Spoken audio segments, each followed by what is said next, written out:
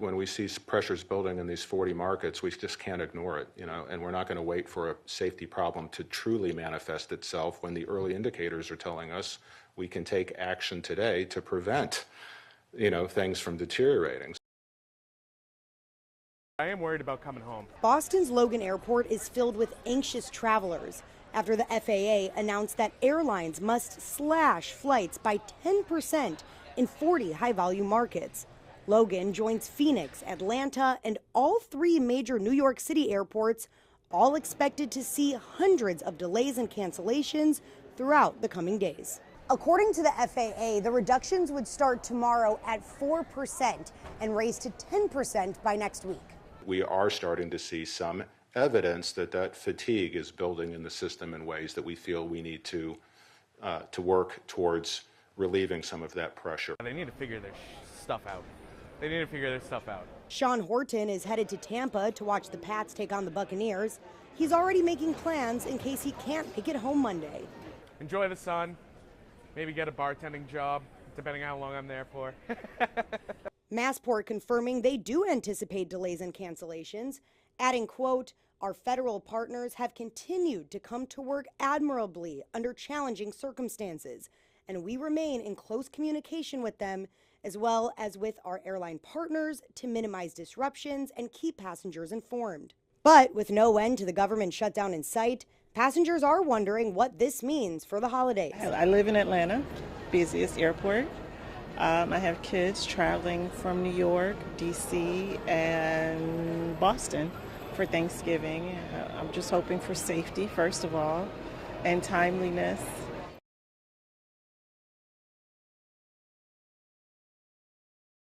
The race is on to fund the government before the shutdown puts air travel at risk. Here's a live look right now at Hartsfield Jackson International Airport there in Atlanta, one of dozens set to feel the impact. And thanks for joining us.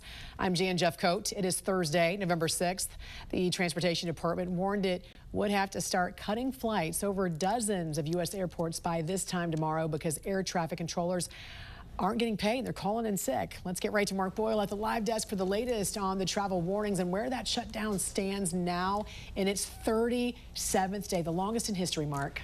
In terms of the shutdown, it is in the same exact place as it was when you went to sleep last night. There's no real movement, and if things don't change by end of business today, when we wake up this time tomorrow in 24 hours, 10% of the flights that are in the air will not be there. So you take 100%, subtract 10. That's where things will be, thanks to the FAA saying they're doing it for safety. Transportation Secretary Sean Duffy made this announcement, and he said that it's going to affect the nation's airports like Atlanta.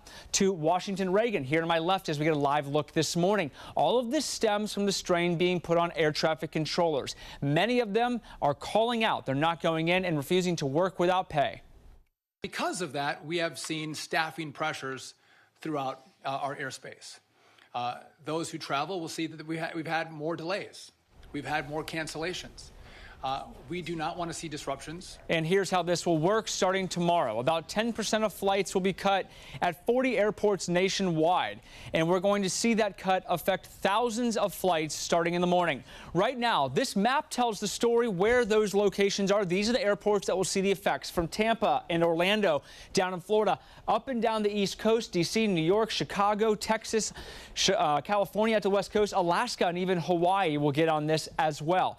If you are flying, there are some ways to work around this. At least try and have a backup option by booking an additional flight, perhaps with a refundable ticket. Yes, it will be more money, but it's a backup. Consider it like insurance. Use miles to book. The airlines will let you put those miles back into your account. You can cancel right up to boarding for most airlines. Identify nearby airports. If you're flying to Orlando, maybe book a flight to Tampa. It's about an hour-and-a-half to 2-hour drive. Not terrible, again, if you have to go. And try to avoid connections. The non-stops will save you in this situation. Airlines putting out statements overnight. United sent a statement to customers. You may have woken up to see this in your inbox. Even non-refundable tickets, basic economy will get full refunds. If all of this happens, if the shutdown continues and these delays and cancellations start, you'll get your money back. That is certainly good news. We'll keep you up to date on this. New updates from the FAA as we get it at the live desk. I think it's going to have a huge impact. And listen, this is yet another example of the kind of chaos that Donald Trump has brought to our country. I mean, listen, Republicans control the White House, they control the House, they control the Senate. They got to reopen the government, and they got to pay these workers who do really critical tasks for us, like keeping us safe when we're in the skies. It's time for them to get this over with and get people back to work, pay folks, and end this shutdown.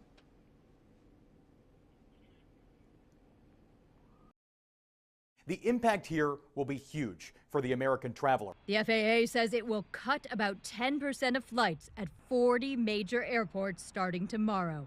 That's unless the government reopens. The reason? Air traffic controller shortages. FAA facilities report more than 400 of them since the shutdown began. They're not calling in sick. They're calling in saying, I don't have childcare today. What do you want me to do? A controller union leader says the need to address the strain on the system is urgent. The FAA agrees. And we're not going to wait for a safety problem to truly manifest itself when the early indicators are telling us we can take action today to prevent, things from deteriorating. An airline source says companies got about an hour's notice about the plan. Now they're scrambling to adjust their flights. United says it aims to keep hub-to-hub schedules normal, but the CEO of Frontier Airlines warns some passengers could get stranded. He suggests people flying Frontier within 10 days book backup tickets. Across airlines, passengers leaving tomorrow might not get much warning if they're affected. That's because the FAA initially declined to name the impacted airports. What the FAA is talking about here is equivalent to canceling about 4,500 flights a day. By my math, that's about 30% worse than the worst day for flight cancellations in the last year. I'm Amy Kiley reporting. In this church basement, an assembly line of volunteers prepares plates destined for the airport. They're going to work every day. At least this is one thing we can help them out with. And we're going to load these up. Daryl English is the regional president of the National Union representing Transportation Security Administration officers. You're awesome back here. On a crisp Monday morning, he and other union reps load up coolers, then drive an hour to deliver free meals to TSA officers at Chicago Midway International Airport. So we know that it's been a month now. Officers are struggling, so anything that we can do to help them out. They're going through a lot of personal and emotional stress right now. They're on top of their jobs. Amid the longest government shutdown in U.S. history, these TSA officers are in a holding pattern. They're essential employees, so they have to work, but they aren't being paid. In Houston this week, a major jam at security. Lines lasted up to 3 hours as some TSA employees called out sick. Top leaders in Washington blame each other. As every day goes by, I think the problem is going to only get worse, not better. I hope that Democrats come to their senses and end this shutdown. This is day 35 of the Trump Republican shutdown. Donald Trump and the Republicans cannot govern. Whose fault is this? Does it even matter? Well, at this point, it doesn't matter because at the end of the day, it's about who's going to help us get fed. So we're not trying to point fingers at it. We're just trying to bring people together. I felt like I was pushed into a corner. Roxy Knightley was a TSA officer until Friday, when she says she resigned. I tried to push through for as long as I could, but my lease is literally about to end within the next 2 weeks. And landlords require 2 pay stubs. I do not have 2 recent pay stubs. Now, Roxy is moving out of state to live with a friend. I kind of feel a little bit lost, to be honest with you, because I did, intend to continue working as a transportation security officer. It definitely was not an easy decision for me to have to make. It breaks my heart that it's come to this. So what can travelers expect in the coming days, Pete? Not an easy go at it. Supporters say this is about safety, but the critics here are underscoring this and asking, is this about political leverage? Because millions of travelers woke up to emails overnight from airlines warning about possible changes to their flight. This is now the most direct consequence the government shutdown has had on air travel. Airlines caught so flat-footed, really blindsided by this new directive from the Trump administration. I'm told carriers were given less than an hour's notice that the FAA would order flight reductions nationwide by tomorrow morning. Here is the reasoning from the Trump administration. Air traffic controllers just got their new zero pay stub, the second of this government shutdown. Transportation Secretary Sean Duffy says that puts stress in the national airspace system, and it's reached the point where it's no longer safe to operate at full capacity. Here is the new directive broken down. If there's no deal to reopen the government, the FAA will reduce flights by roughly 10% at 40 of the country's biggest airports. An FAA source tells me the list is expected to include what are known as the Core 30 airports. Those are the busiest, most operationally critical airports nationwide. FAA Administrator Brian Bedford says the new policy was guided by safety reports from pilots, not air traffic controllers, that these reductions are intended to protect. Controllers tell me there's a lot of confusion right now among their ranks about how exactly this will be implemented. Also a lot of confusion from the airlines, which are now scrambling to adjust their schedules. All 4 major U.S. airlines say they're complying with this directive. They're giving passengers some outs here, some waivers to change their flights free of charge. And then there's this reaction from Frontier Airlines CEO Barry Biffle. He called the directive unsustainable, saying, quote, "You cannot run the national airspace system like this. This is not how a modern aviation system functions." And he even suggested travelers consider booking a backup ticket on a different airline. Totally unprecedented. You have to put this into context, though. The U.S. handles about 45,000 flights a day. 10% reduction of that number is worse than the worst day for cancellations of the past year. Every day until the shutdown ends. This is not a small tweak. Aviation's a multi-billion-dollar industry, and when you slow the system, you slow commerce, travel, supply chains nationwide. The clock is really ticking now. Never in modern U.S. aviation history has the federal government done an across-the-board cut to flight capacity like this, and it now seems that passengers are really going to be the ones who have to pay for it.